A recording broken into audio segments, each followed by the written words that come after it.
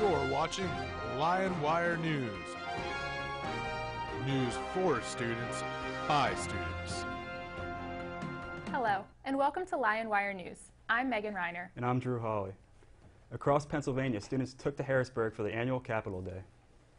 53 Penn State Altoona students gathered at the Harrisburg Capitol building to discuss the proposed budget cuts with state legislators, representatives, and senators.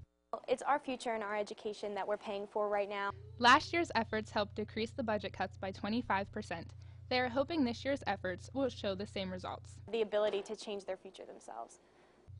If cuts continue, one of the options Penn State has is to privatize. We'll probably be spending about $30,000 to $35,000 a year on our education and on our tuition. So if that were to happen, that would mean that state appropriations is gone completely, which is something that we definitely do not want. We want to keep the state in Penn State. Graduation is fast approaching. Many seniors will be trading in their caps and gowns for suits and ties. But how is the job market for graduating Penn State students? A recent report by the National Association of Colleges and Employers found that graduates will be 10% more likely to find a job this year compared to the class of 2011. But some students are not so optimistic. Yeah, I mean, honestly, that's the fear that I wake up with every day, is that I'm not going to get a job pertaining to my degree. While other students think their choice of major protects them from the slumped economy. Oh, absolutely. There's a high demand for nursing anywhere you go, especially now since we have the baby boomer generation increasing in age and getting to the elderly population. They need a lot of care. If you find your resume not standing out among the competition, Career Services has some strategies.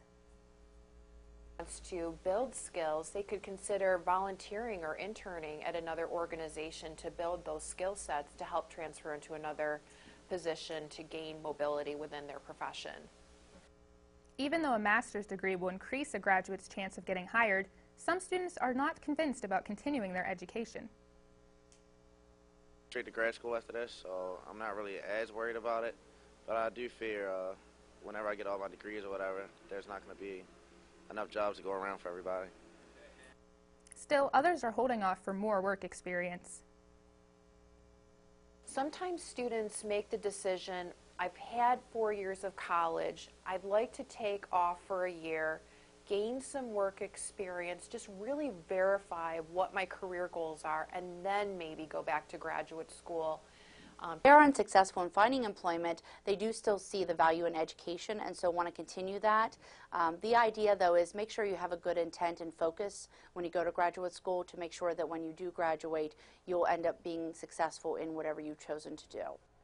The best course of action seems to tailor the job you're applying for around yourself, instead of conforming yourself to the job. You have to really know thyself, and I think you need to be able to showcase those skills and attributes in a strong way. Graduating into a tough job market means making an impression even more important. Career Services is trying to make students dress for success. You only have one chance to make a good first impression.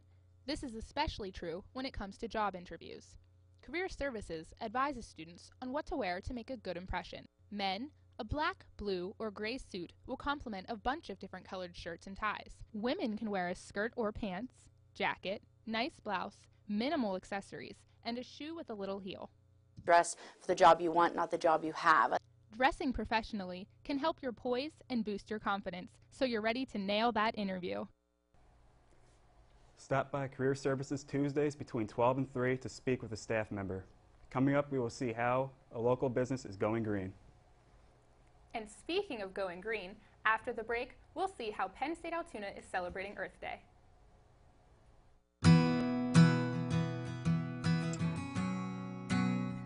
The United Way of Blair County works with local organizations to help people of all ages.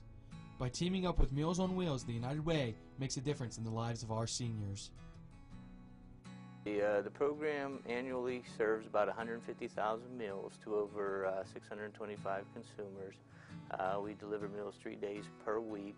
Meals on Wheels volunteers deliver a hot meal with a warm smile. I wouldn't have anybody to talk to because they're very nice. They bring the food in. With your help, the United Way can make a difference right here in Blair County. we're all in it to help each other. So by helping us, we're able to help others, and we're all living united. Give, advocate, volunteer, support the United Way. For more information, visit unitedwayofblaircounty.org.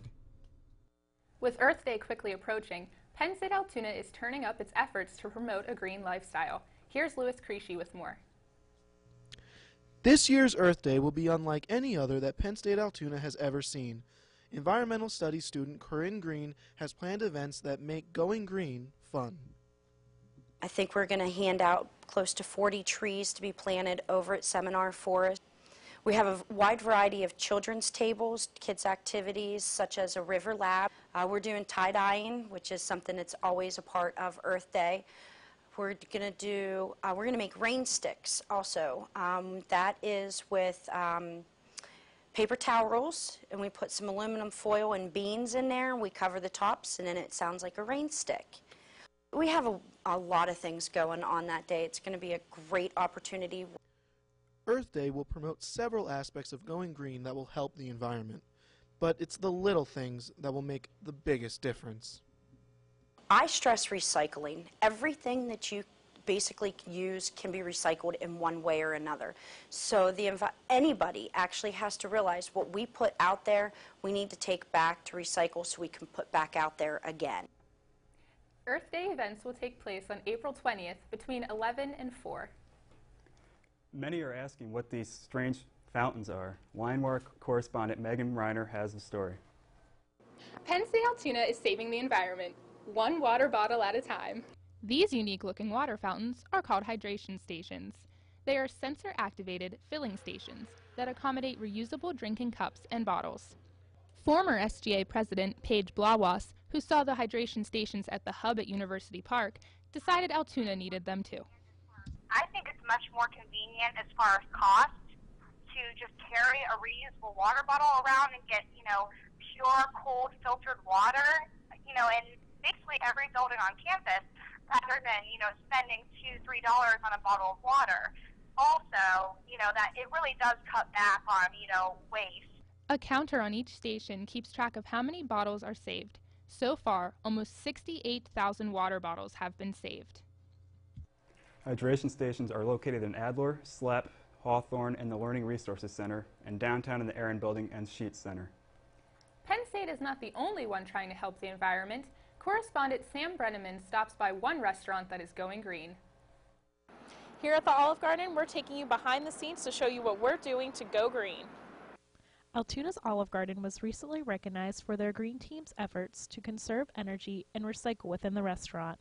The Green Team is a committee of members led by Olive Garden sales manager David Angelo. Recently received an award from the Blair County Chamber of Commerce recognizing us for our recycling and sustainability efforts, and I'm also proud to say that our sister company Red Lobster was recognized as well.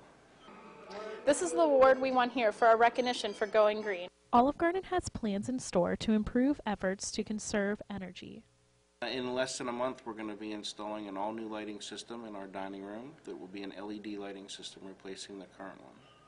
The Altoona Olive Garden's Green Team continues with its efforts by sorting and separating glass, aluminum cans, and cardboard. This is Samantha Brenneman for Lionwire News. Coming up after the break, we check in with your Penn State Altoona sports.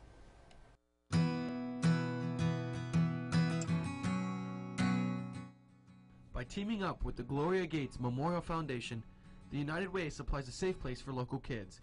They learn social and life skills that keep them out of trouble. That's the big thing, is just get them to succeed. With your help, the United Way can make a difference right here in Blair County. We're all in it to help each other. For more information, visit unitedwayofblaircounty.org. Are you hurt by mean words people say? Do you feel scared in the hallways or on the playground? Have you or a friend ever been bullied? If the answer is yes, don't wait another minute. Contact us. The Bully Busters. We will help you in any way we can to get rid of the bully problem. We are ready to help you!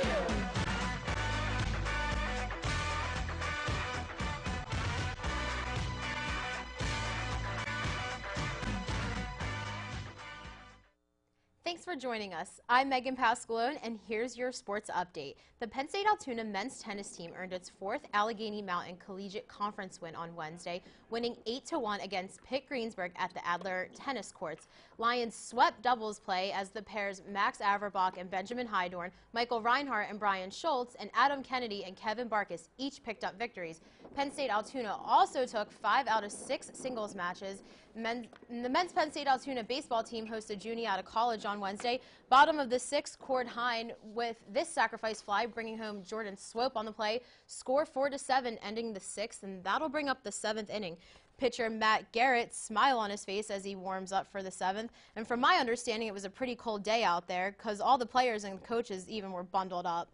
And top of the 7th, man on first and on second for Juniata. They can tie it up here, but Lions first baseman says no way, game over. Lions hold on, final score 4-7 as they add another win to their record for the season.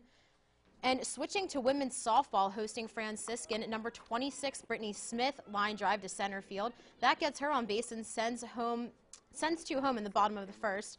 Bottom of the 2nd, number 5, Lily Glunt with this home run, and that wasn't her only one on the day. She racked in 6 RBIs for the Lady Lions. And the brightest spot out of the game for the day was pitcher Allison Stugart. She tossed a perfect game. Lady Lions went on to win the game 22-0. And Stugart was named the Allegheny Mountain Collegiate Conference Pitcher of the Week on Monday. Stugart pitched a perfect game against Franciscan University last Tuesday, and she added her 2nd win of the week on Saturday against Penn State Barron. In her 4 appearances last week, Stugart walked only 3 batters while recording 11 strikeouts.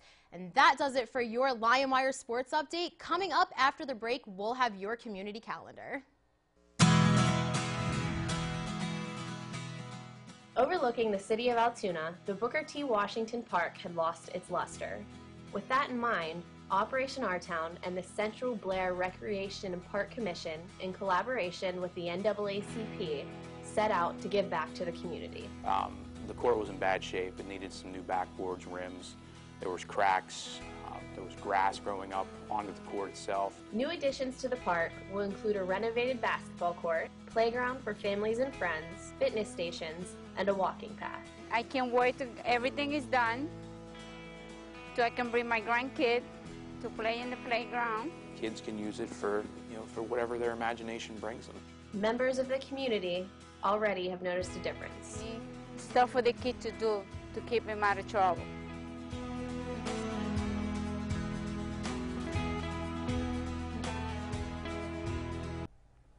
Now for your community calendar. Penn State Altoona's Gay Straight Alliance kicks off Pride Week by inviting Jessie Strucali to come speak about pride, being transgender, and the leather community. She will be speaking in the Michon Family Center for Performing Arts starting at 6 o'clock. On Wednesday, April 18th, stop by the Eve Chapel at 6 o'clock to experience Taikoza, a drum and dance group, as they perform music inspired by Japan's rich history. Rounding out Pride Week, the 2nd annual drag show will be held in the Adler Athletic Complex Gymnasium at 8 o'clock. The following day, the Black Student Union is holding their annual fashion show in the Adler Athletic Complex starting at 4 p.m. On Sunday, April 22nd, come see Mozart Requiem presented by the Penn State Altoona's Ivyside Pride. Tickets are $5 for Penn State students and $7 for general admission. Children under 12 are free.